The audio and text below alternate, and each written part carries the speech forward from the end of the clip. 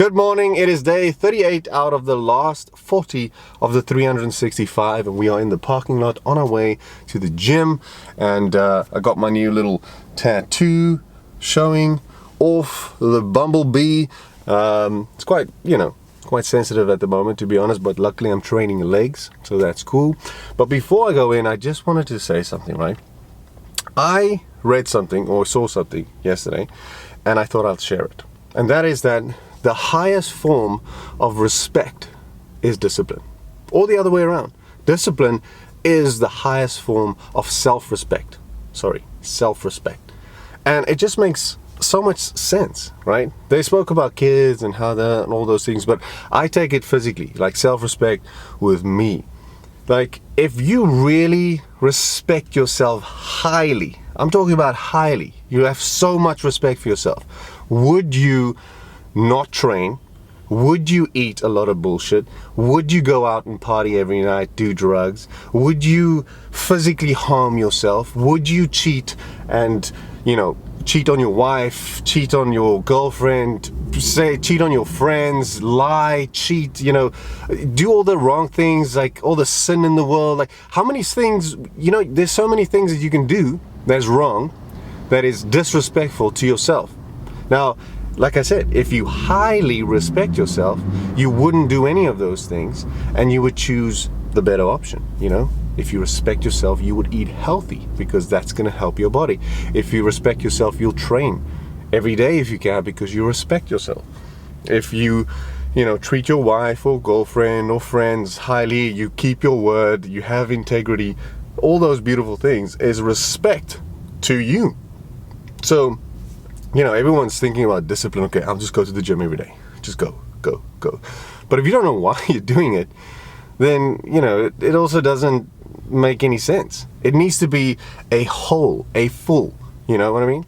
Like a full self-respect theme, because then everything will make sense. Why am I training? Oh, because I respect myself, because I want to be better. Because it's always like a future thing, right?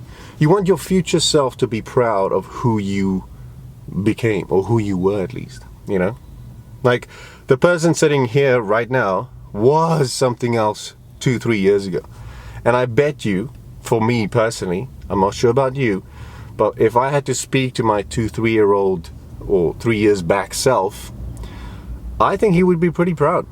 I think he'd be like, you know what, you tried everything. Yes, you failed a few times, but look at you, man, you're here. And it's those small things that you want to do. You don't want that person to say, oh man, what have you done? Like, you've messed up 2-3 years, you've just wasted it. You don't want that. Now, it's easy to say, but I think it all comes down to just how much do you respect yourself. As easy as that. And it's a hard one, because self-reflection is also, we never want to accept the fact that we are maybe lazy, or that we are procrastinating, or that we are, I don't know, just bad. Sometimes we feel like, people think that we are these perfect human beings, so we think and start believing it ourselves, but we are all sinners. We are all bad people in a way, because we are in a sinful world. So thoughts come in. I'm going deeper than I normally should, but you're not perfect, okay? So as soon as you can accept that you're gonna make mistakes and that life is life, then you can just, like I said, just start respecting yourself. Even if you fail once or twice, and if you make a mistake, respect the fact that is a part of life, and that you now need to go on. Don't just throw it all away and let self-respect go out of the window and just not care anymore, and just go into the deep hole that is, what do you call it? Non-self-respect? I don't even know the words. Anyway, on that note, let's hit the gym, train some legs, and I'll see you guys in the locker room. Alrighty, done with legs. They're kind of shaking as I'm sitting at the moment. I just focused on the quads, so they definitely got some work done. But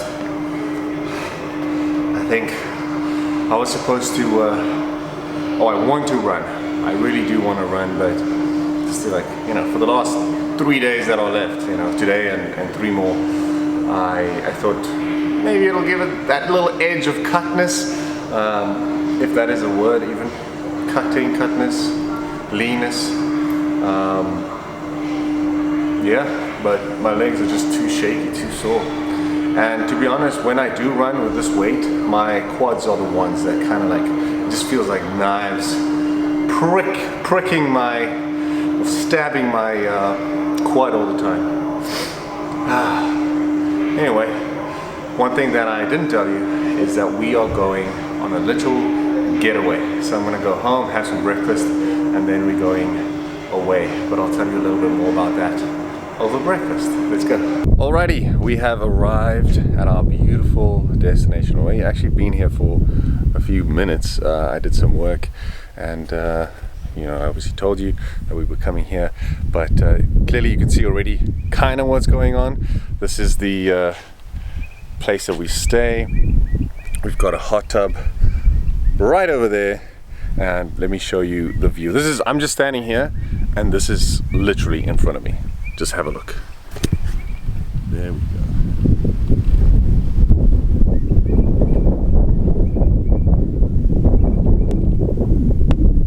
How crazy is that? That whole place, or this whole place, is ours. It's crazy. Yeah, very fortunate to even be able to come to places like this in South Africa. Let me turn like that so the wind isn't too bad on the mic. Yeah, very fortunate to be able to live in a country where you can really travel less than 20 minutes. No, let's make it a half an hour, and you can be outside of the city, between mountains, and you know, you can go to the beaches, you can wine farms, you can go to all these places. So really, really fortunate. We even have a little mini pool there.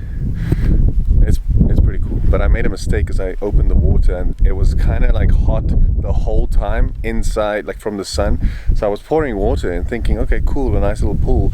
And when I got in, it was like a bath. So I think it's cooled down a little bit. Maybe we'll have a look. But yeah, I guess I'll end it by saying, enjoy life. I know not everyone can do these things, so I'm not saying this is enjoying life, like you have to go on trips and you have to go away, but you know, we get phases, right? Phases in our lives. So when I was 20, there's no way I would be able to do that, especially not with my wife and you know, things like that. But you know, I would do other things, but also financially, you know, I'm in a position where I can, you know, just take a trip during the week because of my online business. Some people work 9 to 5, they can't do that. But what I'm saying about enjoy your life and be happy as most as you possibly can is purely just to do the things that you like, whether it's fishing. Some people like fishing. I'm not a fisherman at all. I don't like it, but some people, they can go 3 a.m. in the morning, it's pitch black dark, they go on a boat and they fish, you know. So if you enjoy that, go do that. Morning hikes, go do that. There's so many free things that you can do to that obviously make you enjoy. To be honest, the weirdest thing that I enjoy is this, of course, but I quite enjoy structure and working, you know, like just being at home, doing my job and working. Yeah, it kind of feels like I'm accomplishing something, but that is maybe potentially because I'm turning 34, and I think at 30 my goals kind of shifted and swifted into a direction of forward momentum and future thinking. So anyway, have a beautiful, beautiful day, and I'll see you tomorrow morning. Cheers.